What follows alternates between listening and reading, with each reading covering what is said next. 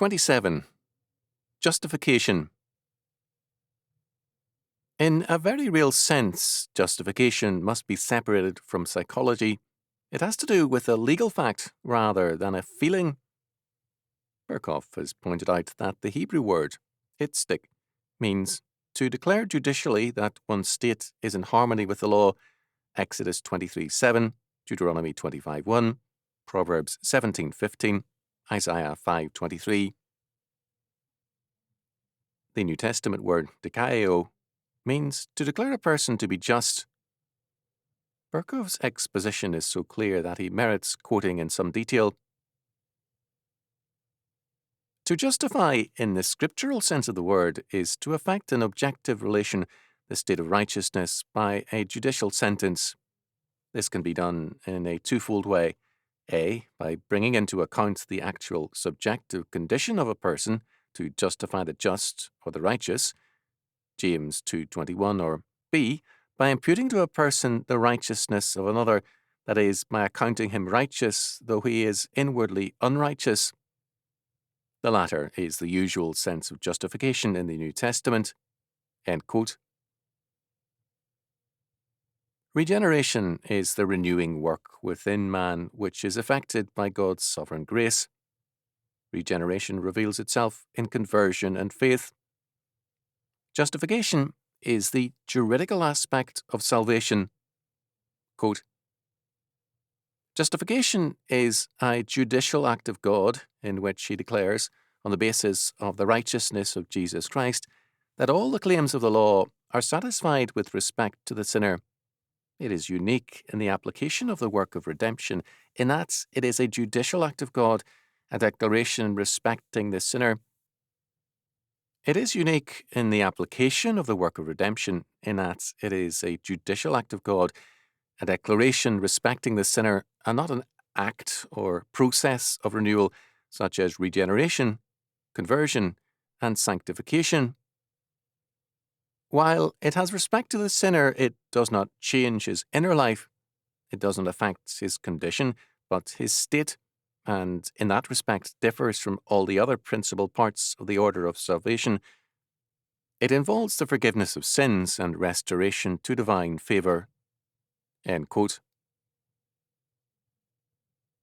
In justification, the legal consequences of Christ's atoning death is applied to the sinner whom God is regenerating. Berkhoff, to bring out the meaning of justification more plainly, contrasted it to sanctification. 1. Justification removes the guilt of sin and restores the sinner to all the filial rights involved in his state as a child of God, including an eternal inheritance. Sanctification removes the pollution of sin and renews the sinner ever increasingly in conformity with the image of God. 2. Justification takes place outside of the sinner, in the tribunal of God, and does not change his inner life, though the sentence is brought home to him subjectively. Sanctification, on the other hand, takes place in the inner life of man and gradually affects his whole being. 3. Justification takes place once for all. It is not repeated, neither is it a process. It is completed once and for all time. There is no more or less in justification. Man is either fully justified or he is not justified at all. In distinction from it, sanctification is a continuous process which is never completed in this life. 4. While the meritorious cause of both lies in the merits of Christ, there is a difference in the efficient cause. Speaking economically, God the Father declares the sinner righteous, and God the Holy Spirit sanctifies him. End quote. It is thus very important to recognize that justification is God's judicial act, not a process or feeling in man. Having said this, it must be added that justification is a basic psychological need, a felt need before and a felt fact after the act. The existence of a pagan custom in Restoration England was noted by John Aubrey. The Sin Eaters were still in existence in Aubrey's day. Aubrey's account, as cited by Dick, is of interest. In the county of Hereford, he notes, was an old custom at funerals to hire poor people who were to take upon them all the sins of the party deceased. One of these, I remember, lived at a cottage in Rose High Way. He was a long, lean, ugly, lamentable poor rascal. The manner was that when the corpse was brought out of the house and laid on a bier, a loaf of bread was brought and delivered to the senator over the corpse, as also a mazar bowl of maple, gossip's bowie full of beer, which he was to drink up, and 6 pence in money, in consideration whereof he took upon him, ipso facto, all the sins of the defunct, and freed him, or her, from walking after they were dead. This custom alludes me, methinks, something to the scapegoats in the old law. The cheapness of the price charged for the assumption of another man's sins is most surprising, for in the days before hell was abolished by the Privy Council, its terrors were very real, as is shown by Queen Elizabeth's dreadful deathbed vision of herself ringed by flames. In North Wales, the sin-eaters are frequently made use of, Aubrey adds, but there, instead of a bowie of beer, they have a bowl of milk. End quote. Winnick defines the sin-eater as a person who is paid and fed to take over the sins of the recently deceased, as in Wales. Bagford's letter of February the 1st, 1714 to 1715 gives evidence of this same custom, Bagford's authority being at least in part Aubrey. Within the memory of our fathers in Shropshire, in those villages adjoining to Wales, when a person died, there was notice given to an old sire, for so they called him, who presently repaired to the place where the deceased lay, and stood before the door of the house. When some of the family came out and furnished him with a cricket, on which he sat down facing the door, then they gave him a groat, which he put in his pocket, a crust of bread, which he ate, and a full bowl of ale, which he drank off at a draught. After this he got up and pronounced with a composed gesture the ease and rest of the soul departed, for which he would pawn his own soul. End quote. A variety of similar ways have been and are used by men to rid themselves of evil in order to stand justified before man and in their own conscience. Fraser cited many such practices in quote-unquote primitive societies. All of these have in common a belief in vicarious atonement by means of a sin-bearer. All presuppose a judicial burden of guilt which must be removed. All regard it as a social and personal necessity that justification be secured. Justification is thus a deep personal need, as well as a judicial fact. Because man is created in God's image, he is geared to law, and he wants the moral order of the universe righted, and the moral order of his soul restored. Even in his sin, he longs for moral order, so that he brings judgment on himself and works subconsciously against his sin. Man, apart from God, serves God still, and is thus at war with himself in his every sin. But the wicked are like the troubled sea when it cannot rest, whose waters cast up mire and dirt. There is no peace, saith my God, to the wicked. Isaiah 57, 20 and 21. Even as he sins, man wants to be justified.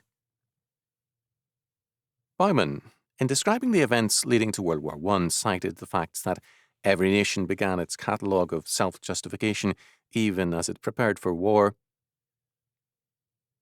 The blame rested on the others, always on the others. Each nation insisted on the necessity of defence, wherefore they attacked everybody else. End quote. The need for atonement, to have the burden of sin and guilt removed, and the need for justification, to stand innocent and free before men and in one's own conscience, are basic to men. Lacking atonement and justification, A very great amount of man's personal and social activity and energy are wasted in self-atonement and self-justification. The common expression, "he's trying to justify himself," testified to this deeply ingrained need. And exhaust themselves trying to justify themselves, and in their imagination will endlessly rehearse past events, trying to find self-justification in things wherein their memory tortures and burns them. St. Paul in Romans 3:24-31 declares that the elect are justified by the grace of God through faith without the deeds of the law. He emphasizes that he is not making void the law, but establishing the law, because justification, a fact of law, is not attained by any work of man, but only by God's grace. God was in Christ, reconciling the world unto himself, not imputing their trespasses unto them, and hath committed unto us the word of reconciliation. 1 Corinthians 5:19. When man is rid of the self-torture of trying to justify himself, he has a glorious inner freedom and peace. For anyone who trusts in Christ as Saviour to waste time in self-justification is a sin and an abuse of energy. Faulty theology, which requires a concentration of sins, is like a leaky pipe. It delivers too little water to the tap. The pressure and energy leaks out before it can accomplish its ordained purpose. A society in which godly justification prevails will thus be marked by social energy and vitality. Instead of dissipating its strength on inner warfare and futile self-justifications, it will move forward to reorder all things in terms of God's law-word. Instead of being group-directed, inner-directed, or past-oriented, it will be future-oriented and God-directed. Where self-justification prevails, there is not only a waste of energy, but also blindness to the real issues. Turning again to wartime self-justification, during World War II, so capable and intelligent a writer as the British author A.P. Herbert wrote a series of poems in which Hitler was called a hog, and Mussolini a dirty dog, and the Italians called wops consistently. As an Irishman writing to convince Ireland of Britain's cause, he said, "We are like virgins in a den of thugs." Concerning war aims, Herbert wrote confidently, "We are arranging that never again shall a world be in pain because one man was vain." This surely is an amazing misreading of history. Before the Soviet Union entered the war, Herbert appealed for their entry, writing, "Old anti-Russia, we know your mind fraternally burns for all mankind." After the entry of the Soviet Union into the war, Herbert wrote, "Brave Russia, off the fence at last. We take your hand and praise your name, and we will put away the past if all your friends will do the same."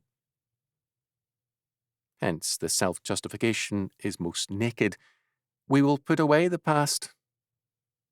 The role played by the Allies in making World War II possible, the balance of power politics of Britain, the inequities of the Versailles Treaty after World War I, the concessions to Hitler as against the pressures on Germany before Hitler, all this and more was conveniently put away, and only Hitler's evils remembered. Similarly, Germany made into a litany of self-justification all the evils it had suffered at Allied hands after World War II, and used them to excuse its own evils. Germany, too very conveniently, put away the past where her obvious sins were concerned, to remember only the sins of others. After both World Wars, the United States, through Wilson and Roosevelt and Truman, sought to put away the past and begin again, as though a sinning Adam can be put into Eden again without destroying it.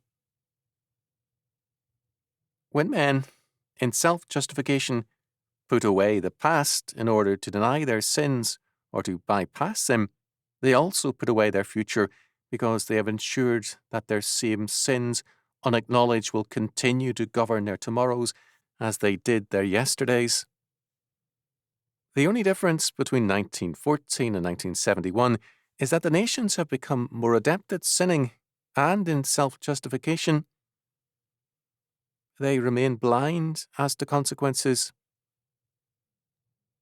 Apart from God's justifying grace in Jesus Christ, there is no vision, and the people perish. Only the atoning blood of Jesus Christ can put away the past and give a new future. Jesus Christ is he who, now, once in the end of the world, hath appeared to put away sin by the sacrifice of himself. Hebrews 9:26. By the end of the world, or in the consummation of time, means that era in which the whole divine disposition has its consummation. That is, at the entrance of the last season of God's dispensation of grace. It is also the end, in that, by Christ's atoning and justifying work, the old world of Adam is sentenced to death together with the old man, and the new world of Christ is begun by his resurrection. Self-justification blinds men and binds them to the past they seek to put away, whereas the justification brought by Jesus Christ opens the eyes of men to their sinful past and frees them for a glorious future under God.